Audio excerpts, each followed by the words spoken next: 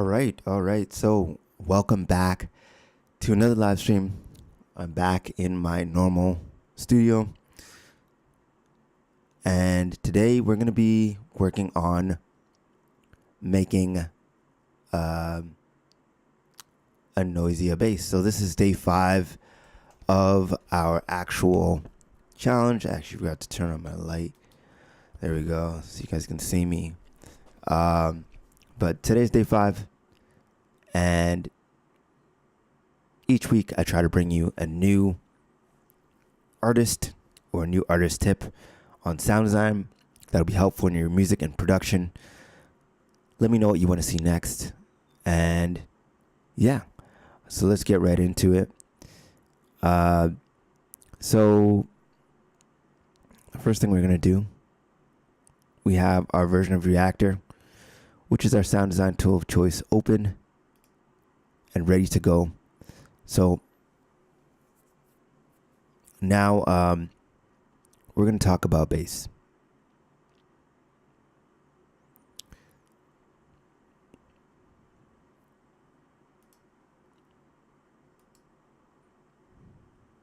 Oh, while we do that, here's a bit of the track. We're working on this previously, but I took out some parts purposely so we can work on a new bass.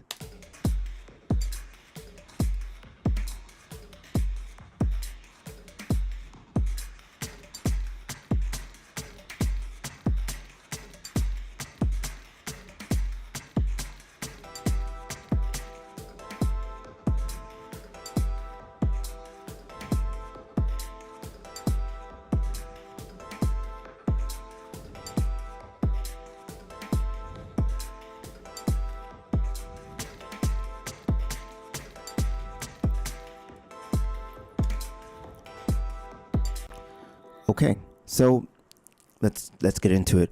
So if your bass sounds full but muddy, that's not power, it's more clutter. So Noisia basses hit hard, they stay clean because every layer has a job. So this, in relation to your sound design, make sure your bass, each layer has a job. So we're gonna open up our version of Reaktor, our sound design tool of choice. Remember, this applies to any kind of sound design you're doing. You can use any tool you like, but I prefer to use this because it's most closest to modular, a modular mindset. And that's what I'm trying to bring on this channel. More of a modular mindset to creating sounds. So I'm going to show you how to layer this bass in Reaktor. Let's make it huge, make it huge and aggressive. Not messy. So I'm going to open up just some basic modules that I had to have ready. So we don't have to start from complete scratch. We know that this is a node module. This is an oscillator module. This is a filter. This is an envelope. And this is our amplifier. And this is our output to the real world, which is our left and right speakers. So you can actually name these L and R. But we're not going to do that right now. We're just going to get building. So yeah. Type muddy in the chat if your low end disappears when you add a second bass layer. So we're going to try to solve that today. We're going to solve it. So most producers think more layers equal more power. But Noisia, they kind of layer in rules, not luck. So if you listen to other tracks, you can go to Spotify. I'm not going to play it right now. Something like Sinkhole, you can hear that. So each layer has a job, and frequency is its address. You can think of it like that, and movement is its voice. So those are the 3 things we go by. Each layer has a job, frequency is its address, and movement is its voice. So if we apply that, we can start with a sublayer, then we can go to a mid layer, and then we can go to a high textural layer. So these are really important when designing sounds. So we're going to start off, let's start off with our saw. So we're going to create a saw wave. I'm going to go ahead and duplicate these real quick. This is very, very basic oscillators, which is our sound generation device. This is what gives us sound. Think of that like our voice box, but for our modular sounds. And yeah, we're going to connect this to a not a sequencer, but a mixer. So we got a mixer here. We'll each give them, they can each have a filter, that's fine. And it's important to name as you go. The reason for that is not because you have to, but so that you can tell what you're doing when you're creating your sounds. So I'm going to quickly route this, make sure the first one works.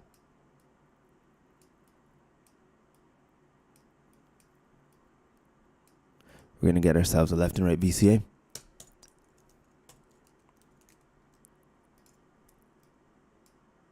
As in, has left and right ports. Then we're going to go out to our audio outs, which is our left and right speaker. Let's see if we got volume. We got sound. Yes, we do. So we have our basic saw wave. Oscillator 1. So this is why it's important to name it, because now my oscillators are a little mixed up. There we go. That's a triangle.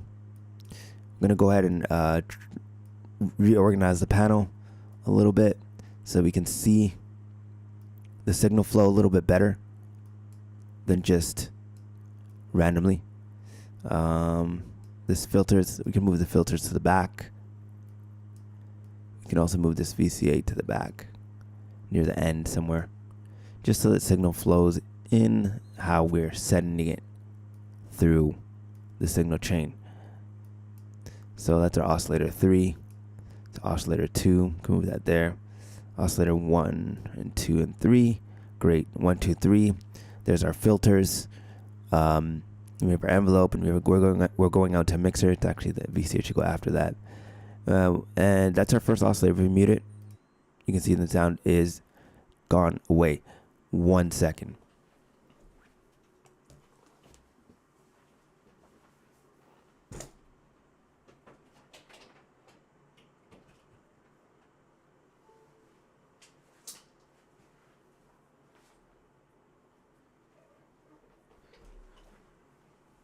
Okay.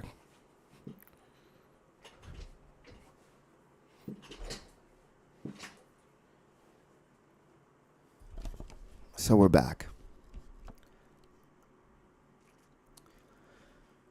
So I just have to make sure that we have power. So where was I? I was on that first oscillator. So let's unmute that, and then we're going to create another layer. We're going to do a low pass filter on that. Let's go to filter 1. Let's do a low pass. Make sure you guys are seeing this on screen clearly. So yeah, you can see it. Okay, so we're going to do a low pass. Whoops. We'll do a low pass on this. Gonna mute it out. We're gonna create a low pass right here, 150 hertz around there to 400, somewhere around there. And that's our high pass. That's our low pass. Gonna add an LFO.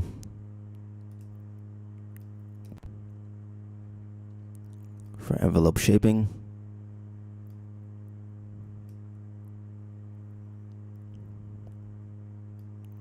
We'll do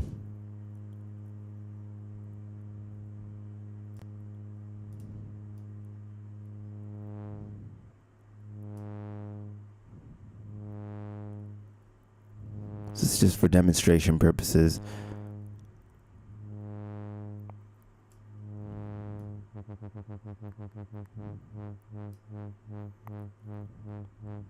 So this layer should carry punch for us, and as it moves, but it shouldn't fight this layer should be our base layer in the 20 to 60 hertz range. Should be actually here, not 100. So it should be in the 26 hertz to 60 hertz range, where nothing else touches it. So it's our base layer.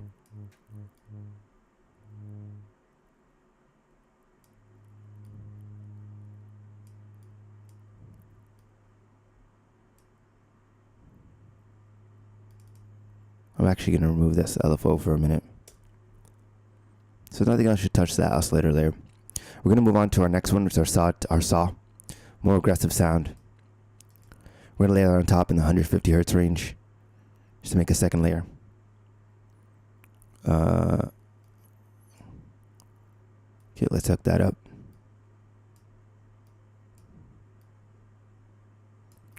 Get it into our left and right ports. Left and right. And we should see on our mixer that we have another channel plugged in. Yes, we do. Right there. That's channel 2. So we are on a saw wave for that one. Number 2 is a saw. Did I say sine on the first one? I meant saw. Sorry, did I say saw on the first oscillator? I meant sine. So let me reverse those up so we can get a contrast. We'll make this a sine wave. And now it's just a pure tone. Then we'll mute it. Play our second one. That will be a saw. Okay, great. Now we're going to take the second one around 150 to 400 hertz for a mid layer. You can really hear the mid layer coming out here.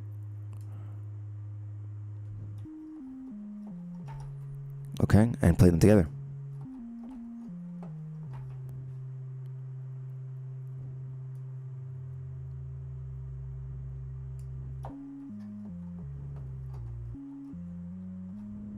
Okay, great.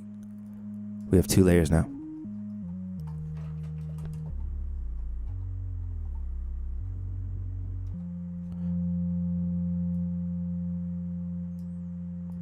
Okay, next layer. We're going to add some noise or distortion.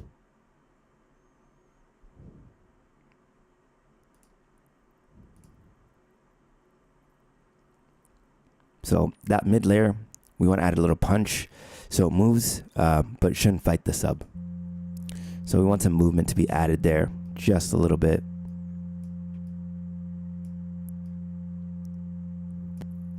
So we're going to put some movement in there.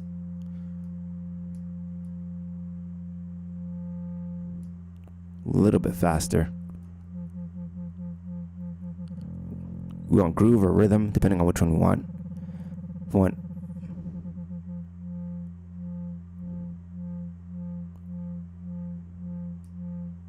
I don't want such erratic swings.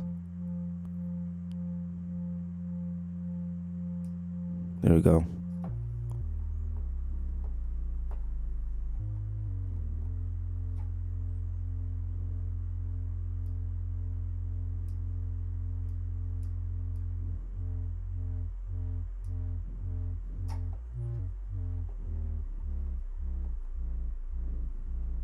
Okay, that sounds pretty cool. Just tweaking it. And I'm actually going to hook up my final envelope so I can play these pitches individually. And add some sustain.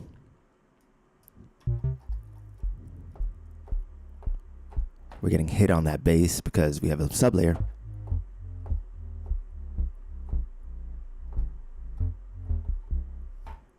Add some attack, slow down the attack.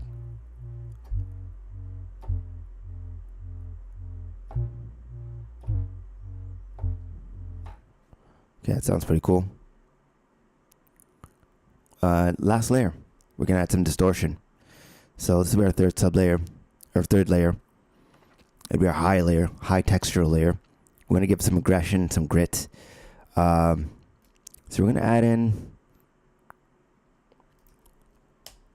some distortion.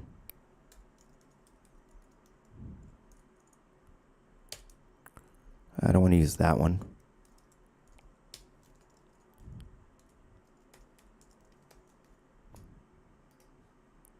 Okay, we'll use this distorted filter effect.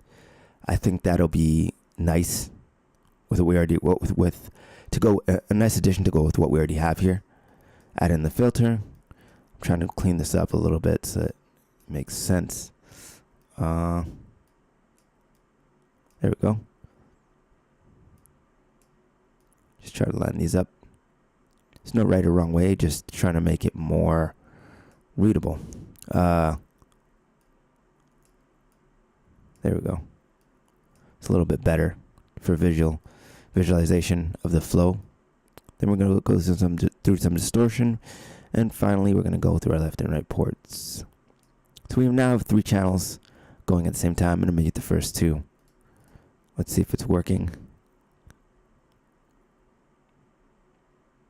We're going out to our filter. Our oscillator. Oh, that's because I need to turn it up. There we go. So here's the last layer. It's distorted up a little bit.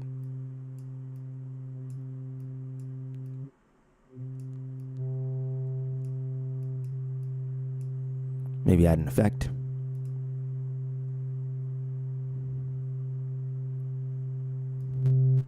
Let's gain. Okay. Let's run it through this filter first and see what happens. Then through the last filter. Then we'll run the filter. We don't even need 2 filters, but this one helps me control more of the range. So we're going to make this above 400 hertz. Just a high frequency. So it's clearly obvious that it's running above the rest.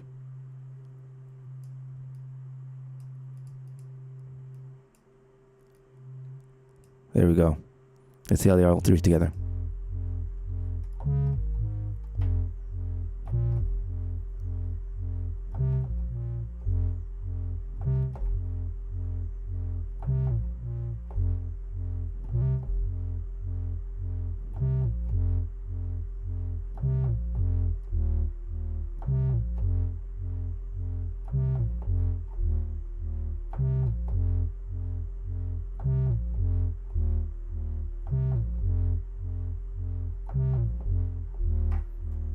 Okay, we got something. I'm gonna go ahead and save before I lose my work.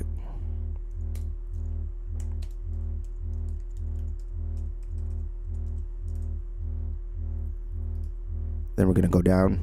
I'm gonna capture our work.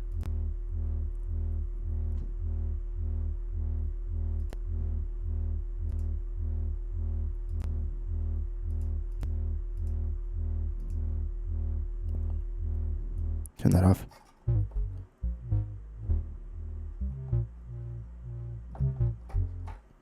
One of them is a fast attack.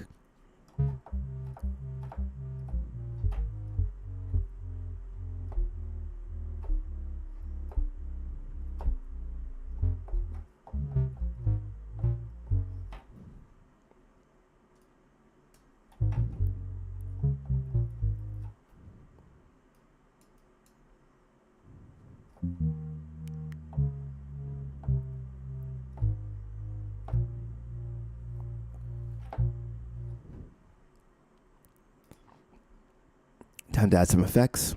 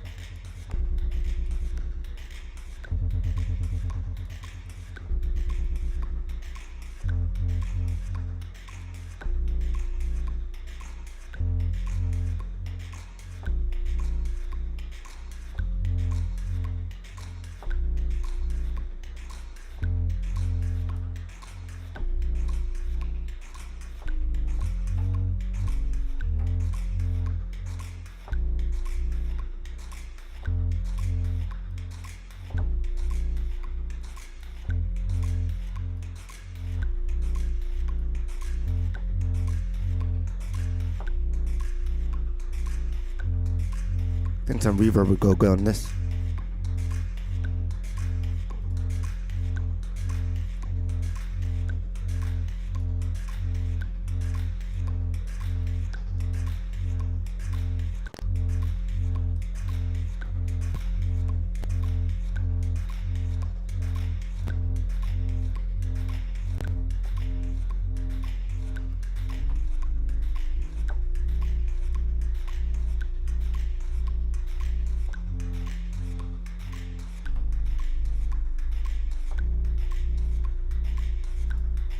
Attic talk.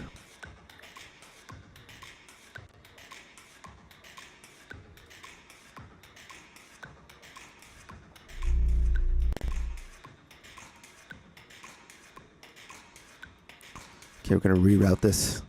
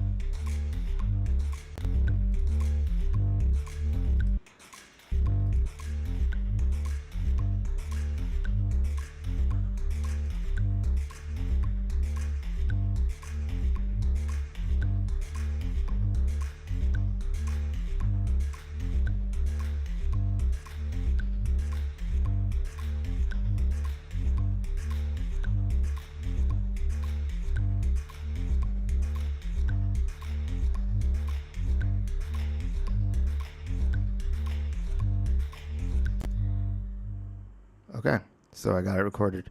Got some audio. Just did a quick resample of that audio so we can put it into our track. Let's hear what it sounds like.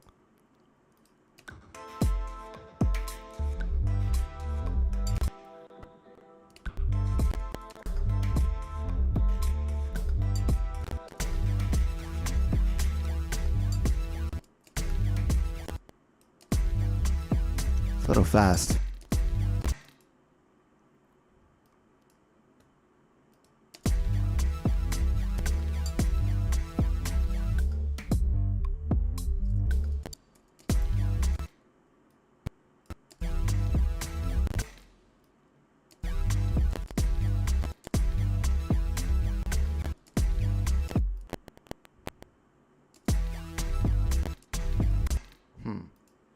Let's do it again.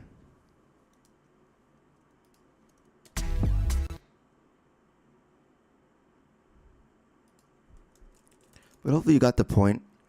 You understand that there's 3 levels and you want to solo each layer. You want to make sure that each layer doesn't have mud in it when you're creating it. We did one quick from scratch, so of course there's going to be tweaking that's needed, but hopefully you understand the point of creating your bases from scratch. So I'm going to solo each layer quickly here so you can hear them. There shouldn't be any mud on each layer. It just confirms that we have space. We can adjust the filter clarity as needed for clarity. That's it. Until the frequency becomes obvious. Like that. And if you can't hear each layer, it's color, not complexity. So that's the first layer. Next.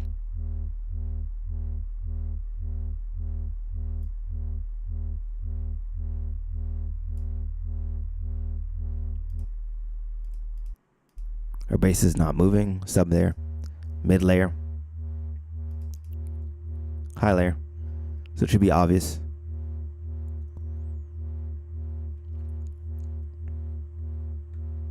So this is clean.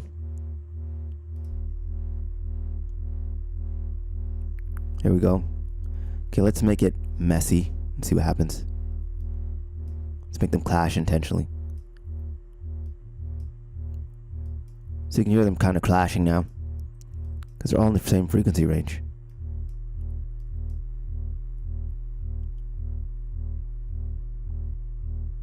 So let's separate them a little bit.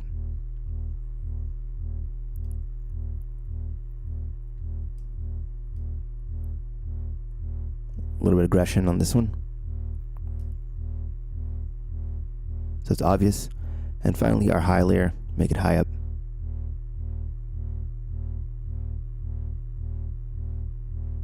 Give that separation. So let's hear it again. This one is 337, 50, 337, and 7.4. Just gotta remember those numbers: 50, 337, 7.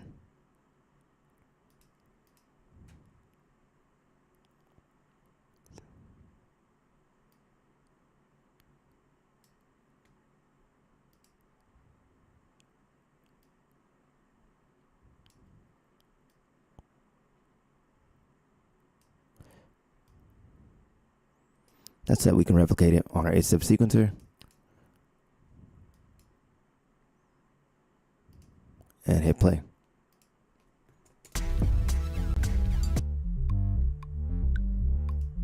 There we go. Each layer separated. You can hear every single one. So this gives aggression and grit without interfering with the low end. So hopefully you learned something in this session about sound design. So yeah, size comes from placement, not just volume. Hopefully you learned that in this session. And I think I'll give you a little bit of take-home work for today. So take one bass, create 2 to 3 layers, filter, EQ, so each layer has space. And you stop when any layer clashes. So if it's clear and solo and together, then you've done it right. So don't forget, clarity is more important than loudness when you're designing these basses. And tomorrow we'll probably make these layers talk and breathe together. Maybe add some macro movement. But until then, I'll see you in the next live stream. Peace out. Keep sound designing. And yeah, I'll see you in the next one.